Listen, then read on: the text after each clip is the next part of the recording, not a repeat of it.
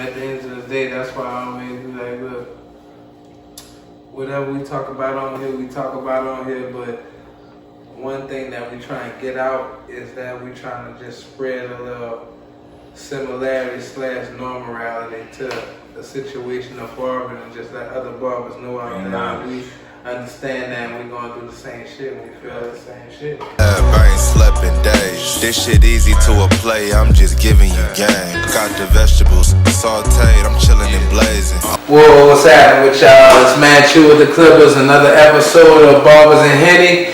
And I got my boy Barber Junkee, EP4. And we're going to talk to y'all today about some imperfections of a few things that a barber may do that will make a client leave from where they're at and go somewhere else to seek a different service.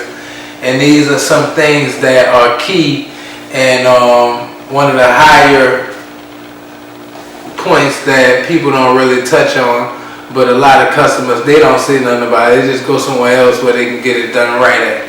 Versus them being like, oh, well, you didn't do this right and I need you to bring this down here, because they're not barbers. So what they'll do is, and that's the majority of the people, they'll just go somewhere else. And one of the things that I want to touch on as far as a topic on this discussion is when you're doing a beard. Like when you're doing a beard, a lot of people have a problem with when you bring the beard hair down too low. Now Perry, as you've been an experienced seasoned barber, you know exactly what I'm talking about. So could you elaborate to the people a little bit more about that topic? I still get that to this day. Yeah. Shit, P, don't bring my beard down. Yeah. I got you. It's a fair. Right. Yeah, so you don't want to, you got to do what the client wants you to do. It don't matter what you know you can do, what skill set you have. You have to do what the client wants you to do. If the client don't want you to bring their beard down, you have to keep the beard up. And if I can give y'all some advice on what to do when keeping the beard up, you start off with the razor. Don't start off with the clipper. Yeah. The line is going to take off more hair than the razor is going to take off. Mm-hmm. So my advice to barbers, when a client comes in and tell you that, you start off with the razor and then you hit it with the liners. You know, if you use your enhancements or whatever the case may be, you still do that after the razor, because you want to get that initial line high as they want it. Yeah. To keep it going. And nice. You go from there. How you feel about going too high on the lining around the ear, and what can you tell people to kind of secure them that they don't go too high around the ear? Like, what are some of your ways that you get around that situation as a barber? With me, what I do is, because I had that problem, I'm going to be as transparent as possible. Mm-hmm. I had that problem of going too high over there, because you want that, you know, that sharp look all the way around, all the way to the sideburn, or if they don't have a sideburn, all the way to these right here, in the middle, on top of this little thing. I know this is a low, I don't know what this is. I don't know what this is called. What? This little thing right here. I don't know. Like when you go to get that pierced, what do you tell the fucking tattoo? You tell them what? Yeah, be like, yo, I want this right here. What you call that? I don't know. So yeah, you don't want to bring it up too high, because that will take away from the haircut. And you know, it depends on what cut you're doing. If somebody getting an ivory lead, you can see, once you bring the hair down, you can see what the natural line is.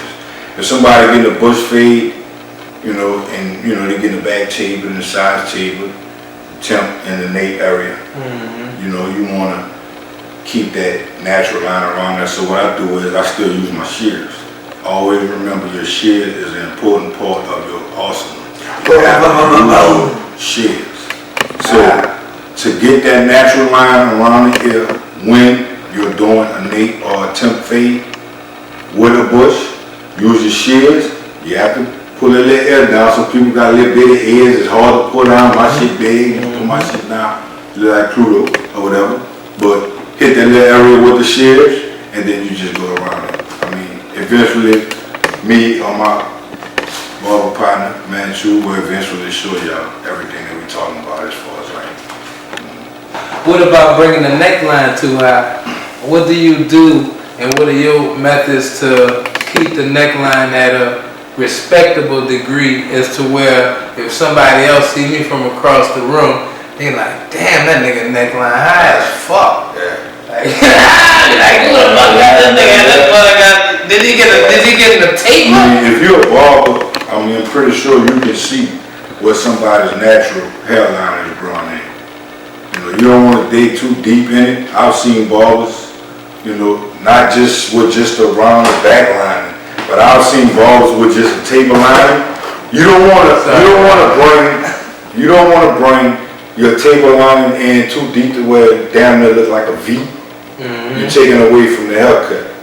You know, if you can keep the natural lining in as much as possible, you'll see the difference in your haircut. A lot of barbers, I'm guilty of it from when I first started, always try to, you know, you may push the front line and back, the taper lines in to make it look sharper, but in reality you don't have to do that. You know, if you have your liner set perfectly, if you can get it set perfectly or halfway perfectly, you know, and you just tap where the line growing in at. You know, one thing I noticed since, and like I say, I've done it before, I've brought linings high up, you know, down there, past the top of the ears and all that type of stuff, you know. So when the dude walk out to yourself, you're like, you looking at it like, damn, I went high as hell. So yeah, so the main thing you want to focus on, a barber have to have an eye for a cut hair. pushing the line back. Now, I mean, both of us, we both have been in that boat, and I know I'm pretty sure plenty barbers have been in that. Listen, I have pushed some lines back like a Repetition is the father of learning. and I can vow to me pushing some lines back, because when they come back, you can see what you done done, nigga. Now, if you want to keep going over the same thing, you can, but I want to ask you about it and get your opinion on that, and how do you conquer that situation for future barbers and other people that might be watching this? I can honestly say I conquered that. You know, discrepancy years ago for working with an older barber that taught me. And you know, like I said, you have to have an eye for barber. You can't just say you want to cut hair. Ultimately, you have to have an eye for it. You can see even when somebody has a bald head. I've done it. You can see when somebody has a bald head where their natural line is supposed to be. Fact. So, with that being said, as sharp as you want to get your client's line, you don't want to go back on the line. If you're actually in this business and you love what you're doing, you love your craft, you are going to see 90% of the time, your client is going to tell you, say, look, I went to such and such, keep it right here. I didn't have instances where, where clients brought their kids and they put makeup, like an eyeliner around where their line is supposed to grow in, and the child would say, my mom see line right here. And then in my head, I'm like, damn, my clippers ain't do this last week or 2 weeks ago. And then you ask them, did my clippers do that? And they'd be like, nah, I brought them here such and such, you couldn't do it that week. Oh, okay, I knew I didn't do that, but I didn't want to, So yeah, you have to pay attention to where your client's natural line grow. I don't care if he's black, white, brown skin, white, Asian, whatever. You can see where your client's natural lining is. So you want to follow that line as much as possible. With that being said, I have clients that have lines, their natural linings grow this tight. That means their natural lining is like this. The lines on the side comes in. You ever had the clients that got the line in the front and the corners is real tight? Yeah. I got one. Shout out to Sauce. When you see this, you're gonna laugh. His natural lining grows, his side linings grows this tight. So if I line his natural lining, he'll be right here. Boom, boom, boom. He don't like it. So you're gonna have clients that come in with a natural lining that don't really care for their natural line. He'll be like, oh man, push it back a little bit. As a barber, you will have to know how much you need to push it back, where you need to push it back, and this and that other. But like I said, repetition is the father of learning. So once you get in the business and do so many cuts and so many linings, you'll learn. That's how I learn. Yeah, speaking of that, one of my good friends, he gonna have a class on symmetrics of just the line.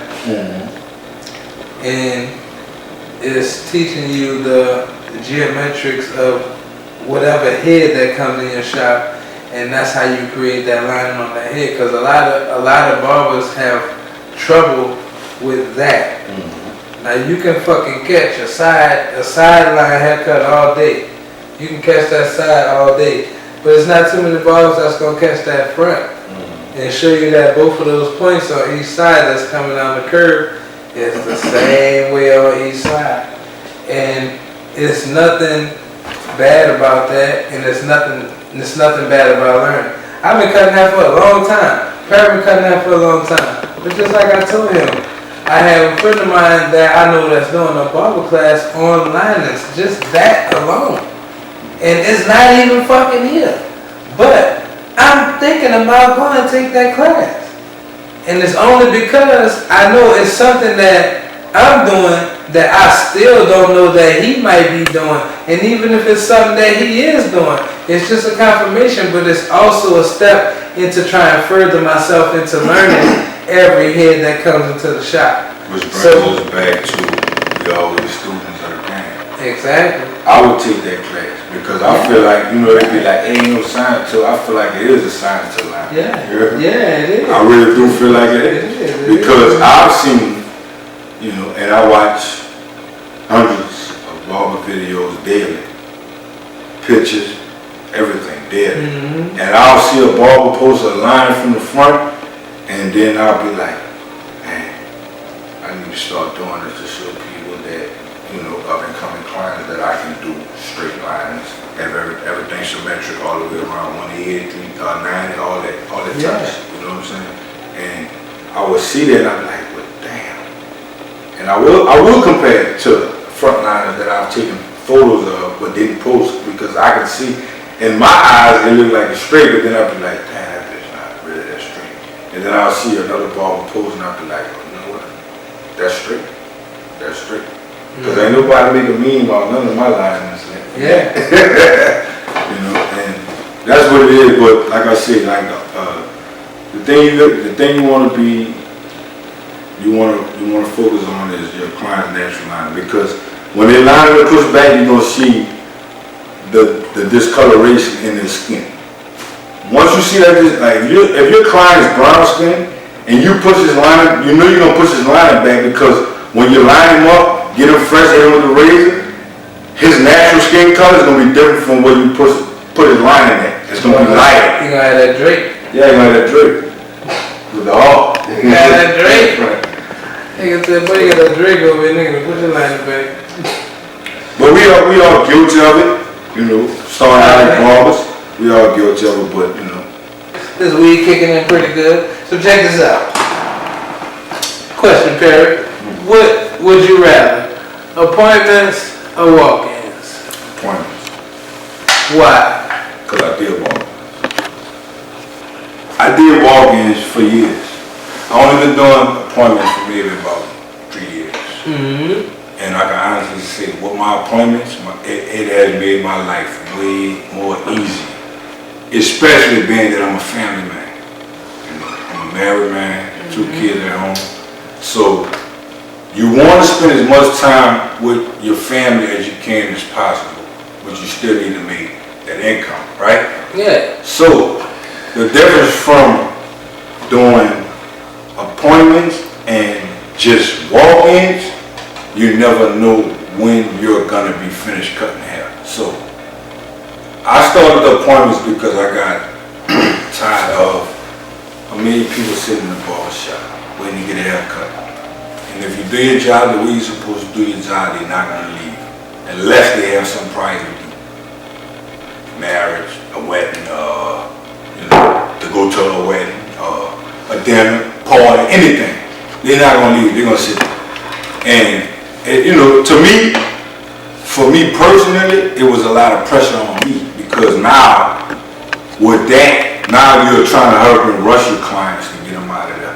When in turn, if you do appointments, you can set a time duration of how long you feel like as the barber yourself is gonna take you to do this service to this customer. So it's worked out with me. I can't say I've lost money because in the midst of that, depending on what day it is, which will be Tuesdays or Wednesdays, I still take walk-ins, but I still also get my appointed clients out the way. But in my experience from doing both, ultimately, I would prefer appointments. Appointments. I got my dog. I would prefer appointments, you know what I'm saying? Now, next to the next question. Have you ever cut in a barbershop? Yeah. Have you ever cut in a barbershop? Now I will elaborate. Yeah, please. Look, I know. Look, as soon as I said that, boy said, huh? You say you ever cut any barbershop? Yeah, a barbershop. So what I mean is, have you ever cut in a bar that had a barber chair in the bar? And that's like a barbershop. Like a liquor bar?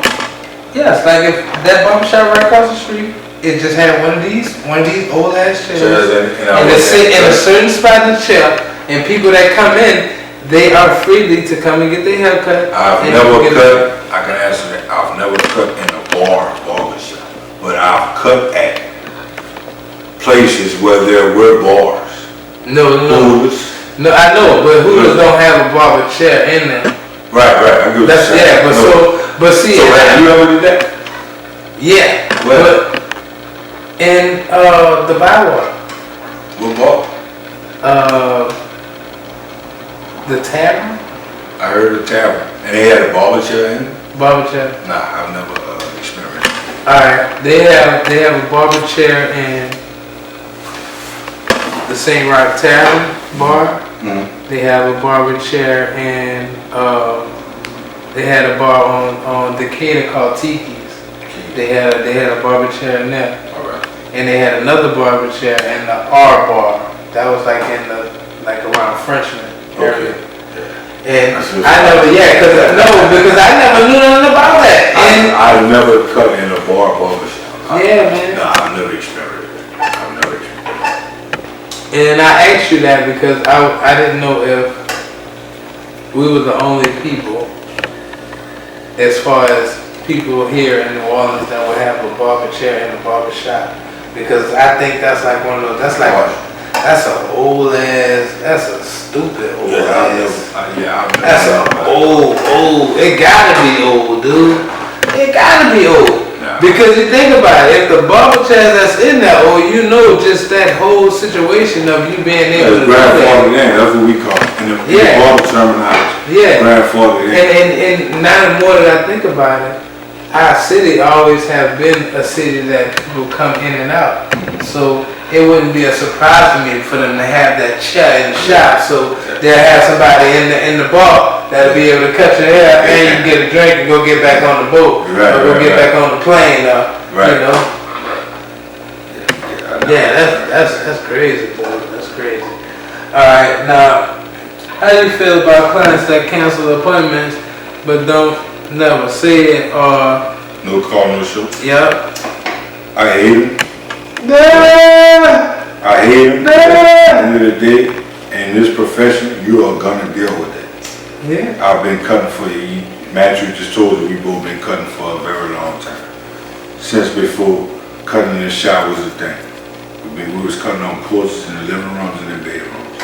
So I hate that, but you know, it's just all on what you can deal with. I hate that. Well, what? I hate that. No call, no show.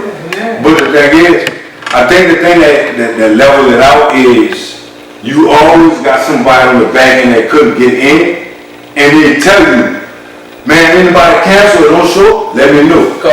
Man, 10-minute grace period. Yeah. That's all I'm giving you. Yeah. It's not to be an asshole or nothing, but I'm on a time schedule now because I'm doing appointments. 10-minute grace period. I don't cut slow, you know. I feel like I cut fast enough to get a client out there in a reasonable time and give them a sufficient haircut. Time is money, man. Time is money. So yeah, I don't like to call no shows, but I mean it come with the business, so it's all up to the barber on how they handle that.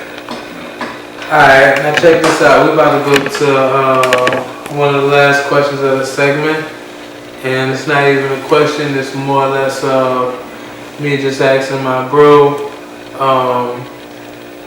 what type of information he can give you guys about what he has going on as far as his product or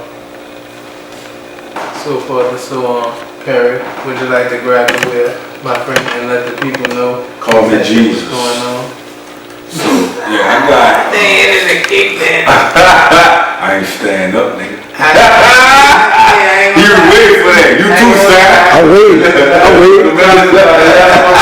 Hey, my dog ain't fucking stand up. Why y'all still doing that? So what I got going on, and I got a lot to say about this topic, this discussion. What I got going on right now, I got my beard oil, my Barber Junkie beard oil. I got the Barber Junkie beard balm, and I have the Barber Junkie age stimulant for the women. And I just ordered some beard brushes and beard combs. What I got going, and I'm in a barber group on Facebook called Barber Society, and I seen a barber post a question: what side jobs can you do to keep your revenue high? You know, when you're not making much in the barber shop, just cutting hair. And my advice would be, if this is really what you want to do, don't look for another job. Spend your time and your days focusing on what can you do to build revenue within your business. So what I came up with is, I want to do the barber oil, I want to do the beard balm, I want to do the beard brush, make it like a beard kit or whatever. And you can do it, whatever you have in your mindset to do, just do it. Everything that you do is not gonna win, you just gotta keep going with it. But I feel real good about this, and I have a lot of supporters behind me, so I feel like this is gonna be a win for me. It's gonna be some more revenue for me, within this business. Because I was that barber that had to work at the plant. I had to work at a job, a 9 to 5, to make ends meet, Now I can provide for my family with just cutting hair, and I'm grateful for that, because at one point I couldn't do that. Now I'm branching off into other things. Don't never be afraid to branch off into other things to do within your profession to build your revenue. You know what I'm saying? Like I said, I know barbers that braid hair. I'm sure Jonas do. I know barbers that, me personally, I did beard hair, I got the balm, the brush, the comb, and all that. I want to learn how to do sew-ins. And at one point in my career, I was like, hey, barber that do that type of stuff, I wasn't informed at the time, and now I'm older, I've been in the game for a while, and now I know that there's nothing wrong with learning how to do something else outside of standing behind your chair and just cutting hair. You can stand behind your chair and do plenty of other things. Braid, drape, sew-ins, and the list goes on. Yeah. With that being said, what you want to do from jump though, what you want to do, you want to focus on your career as a barber. You want to focus on that, and then once you'll know when you reach that point to where, okay, I need to do more, because now Jonas can wake up out of a coma and do a haircut, alright?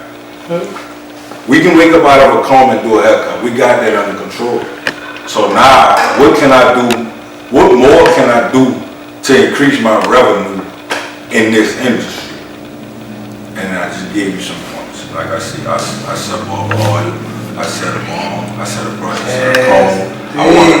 And I've been doing my research on how I feel like I can do a sew-in, but I don't know how to do braids. I don't know how to braid to the scalp. So I'm still doing my research on that, and still dealing with, more shout out to Shit Genius Mo that work at Soul Cuts Barber Shop. I've been working with her. She's been teaching me things, and eventually I will be the barber junkie that can do your wife's so ain't or your sister.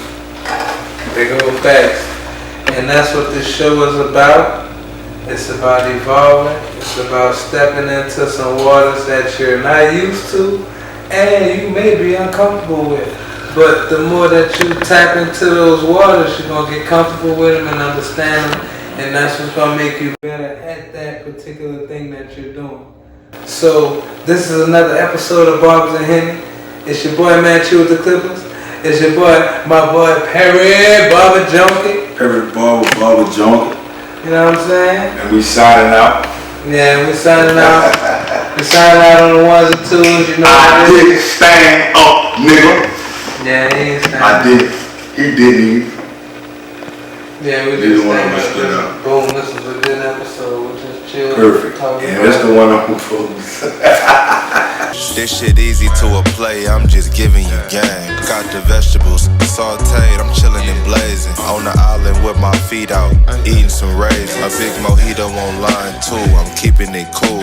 Details, keychain 300, I'm fooling. I don't bang, but the seats in the Benz is whooping. Sipping on this green tea while I order a movie, I'm him.